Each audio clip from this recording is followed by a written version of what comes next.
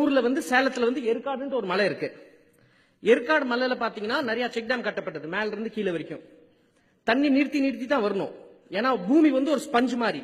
இந்த water shed ஏரியால தண்ணி மொல்லமா நின்னு கீழே போய் பூமிக்குள்ள போய் ஊத்தெடுத்து ஆறு வழியா ஓடி வானத்தோட உச்சியிலிருந்து கடலோட ஆழத்து வரைக்குமே ஒரு இந்த ஜர்னியை டிஸ்டர்பே பண்ணக்கூடாது. இப்போ உங்களுக்கு வெள்ளம் வந்துச்சு சென்னையில. நாங்களும் ரொம்ப எல்லாம் அப்படி அழுவல, நீங்களாம் எங்களுக்கு அழுவுறது இல்லையே, நாங்களும் உங்களுக்கு அழுவல. ஆனா என்ன, கொஞ்சம் மூங்கில் எல்லாம் இருந்தது, நிறைய மூங்கில் இருந்தது. சரி மூங்கில் போட் ஆட்சி பண்ணி அனுப்புவோன்ட்டு போட் செய்ய ஆரம்பிச்சோம். எல்லாமே கேட்டாங்க, என்ன படம் செஞ்சு அமைச்சிட்டு இருக்க, ஒன்னும் பிரயோஜனப்படாது, தண்ணி எல்லாம் போயிடும், வேஸ்ட் ஆயிடும். இல்லங்க இதை வச்சு வீடு கட்டிக்கலான்ட்டு ஒரு மூங்கில சின்ன ஹட் போட்டு விட்டோம். மூங்கில் ஹட் போட்டு இப்ப மூங்கில் ஹட் கொடுத்துட்டு இருக்கோம், வேலை நடந்துட்டு இருக்கு. ஆனா ரொம்ப ஒரு உள் வரைக்கும் ஆழமா போன விஷயம் என்னன்னா, இந்த டிஓஃபோ கிட்ட போனோம்.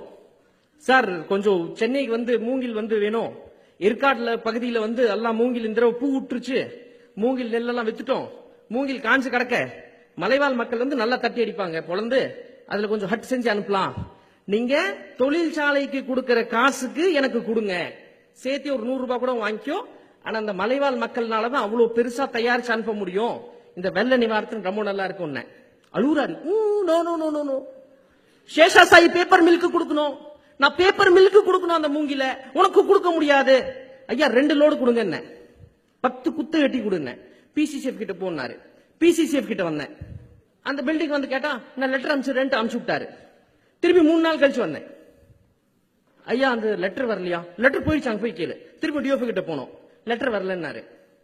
அப்படிங்கிற ராஸ்கல் உனக்கு உதட்டினா உண்டா இல்ல? இவ்வளவு அயோக்கியத்தனத்துக்கு ஒரு அரசாங்கம் வேலை செய்யுமா? இதோட அயோக்கியத்தனம் நம்மளால பண்ண முடியுமா? பொது மக்களுக்காக நம்மளோட ஒரு மண்ணு ஒரு தண்ணி பயன்படக்கூடாது. யாருக்காக பயன்படணும்? தொழிற்சாலைகளுக்காக பயன்படணும், பெரிய பெரிய கான்ட்ராக்டருக்காக பயன்படணும், நிறுவனங்களுக்காக பயன்படணும். கால இருந்து தூர்வாரல ஏரியில தூர்வாரல பேசிட்டு இருக்கீங்க. ஏரி எல்லா ஏரியிலும் தூர்வாரப்படுது. எதுக்காக வரப்பட்டது? நேஷனல் ஹைவே கட்டியிருக்காங்க பாருங்க, 4 வேலைன்னு, எல்லாமே நம்ம ஏரி மண்ணை தூர்வாரி கட்டப்பட்டது. இந்த தூர் யார் வர்றது? யார் அவன்? மணல் கொலகாரன். இன்னைக்கு ஏரி மேலையும் கை வச்சுட்டான். எங்க மண்ணை நீ எடுக்கிறதுக்கு யாரு? கார்பரேட் பணமும் வேணாம், கார்பரேட் மக்களும் வேணாம். எங்க மக்கள் கிட்ட பணமும் நிறைய இருக்கு, ஆனா கோயில் கட்டிட்டு இருக்கோம். ஒரு சின்ன சின்ன கிராமம் 50 லட்சம் 60 லட்சம் மாறி கோயில் கட்டிட்டு இருக்காங்க, ஆனா குளத்துல இருக்கிற மாதிரி தவிச்சிட்டு இருக்கு. இது மாறணும். நான் செத்துட்டேன்னா என் குழந்தைங்க நல்லா இருப்பாங்க, நிஜமா நல்லா இருப்பாங்க. ஆனா அப்பா எல்லாம் வாழலாம், அம்மா எல்லாம் வாழலாம், தண்ணி இல்லாம ஒரு நாள் வாழ முடியாது, காத்து இல்லாம சுவாசிக்க முடியாது ஒரு நாள், ஒரு நிமிஷம், ஒரு செகண்ட். ஆனா எல்லாத்துக்கும் ஆசை இதா இருக்கு, நான் தண்ணி கூட மண் கூட ஒன்னா வருது, இது பத்தி ஆசை இல்லையே. சரி இந்த ஏரி வேலை முடிச்சிடுறேன். இது அம்மாப்பேட்டை ஏரின்னு இருக்கு. இது 3 அடிக்கு 39 ஏக்கருமே பிளாஸ்டிக் இருந்தது, வாரிட்டோம். ரொம்ப சந்தோஷமா இருந்தது. 400 பேர் கூடுவோம், கம்புக்கூழ் சாப்பிடுவோம். ஒரு ஏரியில 13,000 மரம், ஒரு ஏரியில 12,000 மரம். இது அரிசிபாளையம் தெப்பக்குளம். இந்த ஏரி வேலை ஒரு முக்கியமான வேலையா தெரியலங்க எனக்கு. ரொம்ப முக்கியமான வேலை இந்த அடிக்கிற லூட்டி எப்படி நிறுத்த போறோம். நிறுத்த முடியுமா? கண்டிப்பா நிறுத்த முடியும். சேலத்துல கஞ்சமலைன்ட்டு ஒரு மலை, 6000 ஏக்கர் மலை, ஜிண்டலோட ஒரு கம்பெனி கேட்டுச்சு. சேலம் ஸ்டீல் பிளான்ட் டோட்டலா 6000 ஏக்கர் 3 பேரும் பிரிச்சுக்கிட்டாங்க. வனத்துறை கிட்ட போய் 11ஆம் தேதி 2008 6வது மாசத்துல விண்ணப்பம் கொடுக்கறாங்க. நாங்க எங்களுக்கு எல்லாம் பொருள் வேணும், அந்த கனிமம் எடுக்கணும், பாம் பிளாஸ்ட் பண்ணி அந்த ஓபன் பிளாஸ்ட் மைனிங் வாங்க, அந்த கனிம கொல்ல பண்ணுவோம், நாங்க ஆவணங்கள் கொடுனா.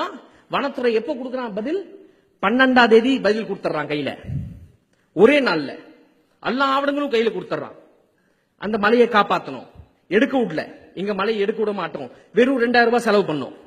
ஆனா 2000 பேர் கூடணும், 2000 பேர் கூடணும், அந்த மலையை காப்பாற்றணும். வேதாந்தான்ட்டு ஒரு பெரிய நிறுவனம் கொல்லிமலையும் ஏற்காடையும் மொட்டையா அடிச்சிட்டு இருக்கான். மொட்டையை ஏன் கூடாதுன்னா, இது பாக்சைட் இருக்கு அந்த ஹில்ஸ்ல.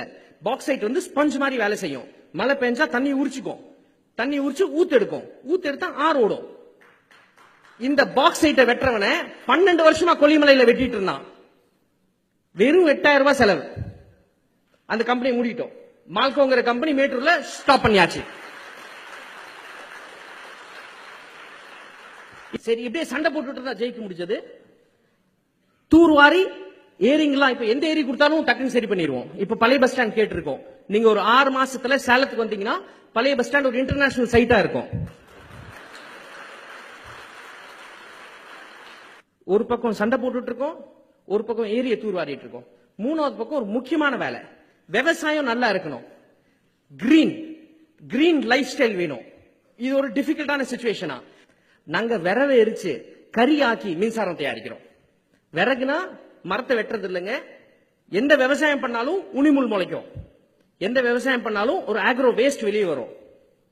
சோ இந்த விஷயத்தை ஏன் முக்கியமா இங்க சொல்லிட்டு இருக்கேன்னா, நியூக்ளியர் பவர் பிளான்ட் எவ்வளவுன்னு கேட்டேன். 16,000 கோடி நாங்க ஒரு மெகாவாட்டுக்கு. பவர் டிரான்ஸ்மிஷன் லாஸ் போனா 32 கோடி ஆயிடுது. ஒரு 32 கோடியில் ஒரு தொழிற்சாலை போட்டா அது 32 கோடியில் 1 மெகாவாட் 2 மெகாவாட் எல்லாம் போட முடியாது. 500 1000 அப்படிதான் போடணும். 16,000 கோடி முடுங்கி கிடக்குது. அடுத்த வாரம் திறந்துருவோம்னு 3 வருஷமா சொல்லிட்டு இருக்காங்க. 3 வருஷமா அதே கதை கேட்டுட்டு இருக்கோம். ஆனா நாங்க உருவாக்குன பிளான்ட் 2.5 கோடி 1 மெகாவாட்டுக்கு. வித்தியாசம் என்னன்னா 2 லட்சம் ரூபாய் பிளான்ட் போட்டிருக்கோம். பவரோட காஸ்ட், இதோட பவரோட காஸ்ட் பாத்தீங்கன்னா 1 ரூபாயோட கம்மி. ஒரு யூனிட்டுக்கு 1 ரூபாயோட கம்மி. இதை யார் டிசைன் பண்ணாங்கன்னா, இன்னைக்கு கூகுள்ல போய் டைப் பண்ணுங்க, ராய் சிங் தையா, பயோமாஸ் கேசிஃபயர் உருவாக்குனவரு. இதே மாதிரி பசுமை தொழில்ல, காடு உருவாக்குறதுல, விவசாயம் பண்றதுல லாபம் இல்லையா? லாபம் இருக்கு, லாபம் நல்லாவே இருக்கு. பசுமை எது இருந்தாலும் லாபம் இருக்கு. இங்க இருக்கிற இளைஞர் எல்லாமே நீங்க வாழ்வாதாரத்தை ரொம்ப தாராளமா பசுமையா வாழலாம், நம்ம நல்ல லாபத்தோட வாழலாம். நான் 1 லட்சம் ரூபாய் போட்டிருக்கேன், மூங்கில் ஃபேக்டரியில 20 பேருக்கு வேலை கொடுக்கிறேன். தொழிற்சாலைகள் 1 கோடி கொடுத்து ஒருத்தருக்கு வேலை கொடுக்குது. 1 கோடி போட்டு ஒருத்தருக்கு வேலை கொடுக்குது. நம்பாதீங்க, ஃபாக்ஸ்கான் நோக்கி எல்லாம் மூடிட்டு போயிட்டான், எல்லாம் சாதிட்டு போயிட்டான், கண்டுக்கிறது இல்ல.